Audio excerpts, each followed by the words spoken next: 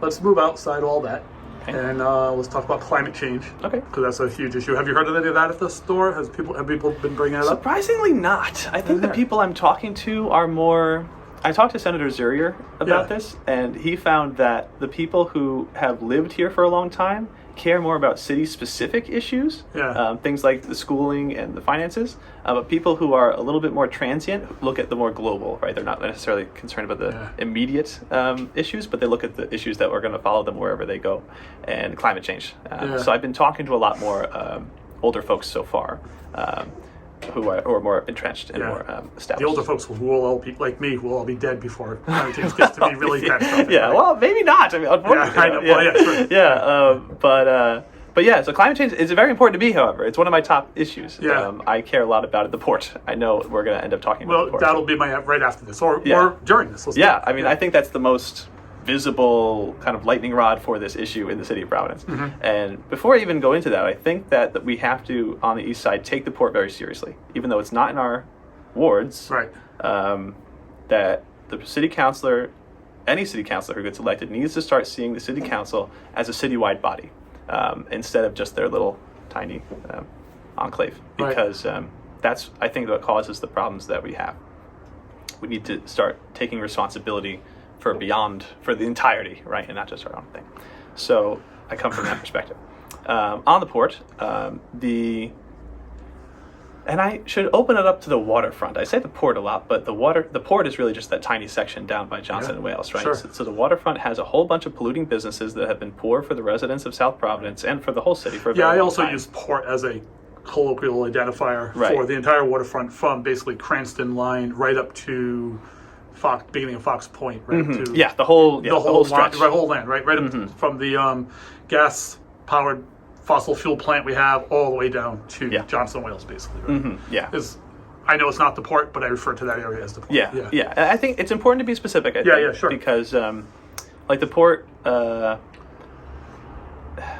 it just seems extractive, frankly, because even the port, we bring in all these, they talk all the cars and all the things down there, all the fossil fuels are being transferred down there, and but the city doesn't really see that. The state is using the most vulnerable communities, in our city, and all the profits are going outside the city. Right. We get a small part of the pilot that comes from, I think it was like $400,000 one year, which is the price of one house. Right. If you think about that, right? It's ridiculous. We're getting used and abused here. I advocate for getting rid of all those huge, what was it? One of the polluters down there shouldn't even be there. They don't even have a permit. Scrap metal places. They're operating on a cap that they shouldn't be operating on. Which is, and we're not. And so far, we haven't bothered to enforce that. I'm not sure what the issue is. What's the deal? I don't know. We need some more urgency here, folks. Come on, I don't know why, the Attorney General hasn't stepped in, or somebody hasn't stepped in and said this is. It's long-standing. It's been there for a long time, and no one wants to touch it. It seems like, and it's not right. And they've had fines assessed against them. Fines assessed many times a year, every year for a decade. And they continue to exist. Exactly. And it's not even a difficult position to take. These people are breaking the law. They don't have the permit. Get them out of there. Right. And I think that what comes next for that waterfront area should be a community collaborative process. I have my ideas, right? I would love to see a festival ground. I like the idea of bringing events and bringing community together and having it be a public space for everybody. But there's also opportunities to bring oyster fishing, like fisheries to the Upper Narragansett, and even at the very least, we could get the polluters out and lay down space for wind turbines is in such high demand, and to have such a big stretch like that right on the water. But we would need to get.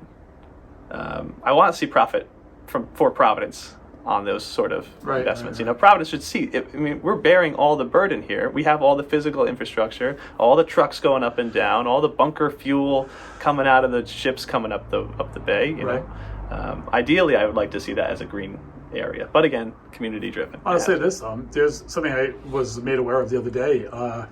Most ports, or many bigger ports, have a system where when a giant boat pulls in, we hook them up to an outside generator that provides power for the boat or the ship, right? Okay.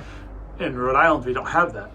So the ships have to run their engines the entire time they're there to keep the electricals on and to keep the ship functioning. Yeah. So the whole time a ship is in port, it's idling. and polluting. Yeah. And we could literally solve that problem with like a solar farm and a direct hookup, and we could like supply them with all the electricity they need, or any other kind of power, because we could also bring in, power from elsewhere. Yeah. But we don't do that. We have this. We don't have that for them. Mm-hmm. So that's an idling ship there for, let's say, 2 days. Just chunka. Yeah. You can hear it all night long. Yeah. If you're down there, I've been down there a few times, and I would say that there's also opportunities here from across the bay to East Providence.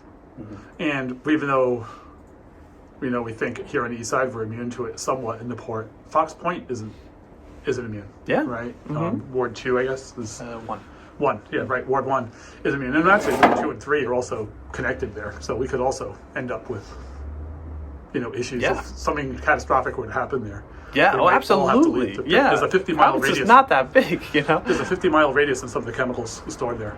So yeah, terrible. I know, yeah, terrible. Absolutely. And it's even if nothing goes wrong, right? Even if we have a great day at the waterfront, there's still a huge risk to have shouldered by, again, some of the most vulnerable people in the state. Now,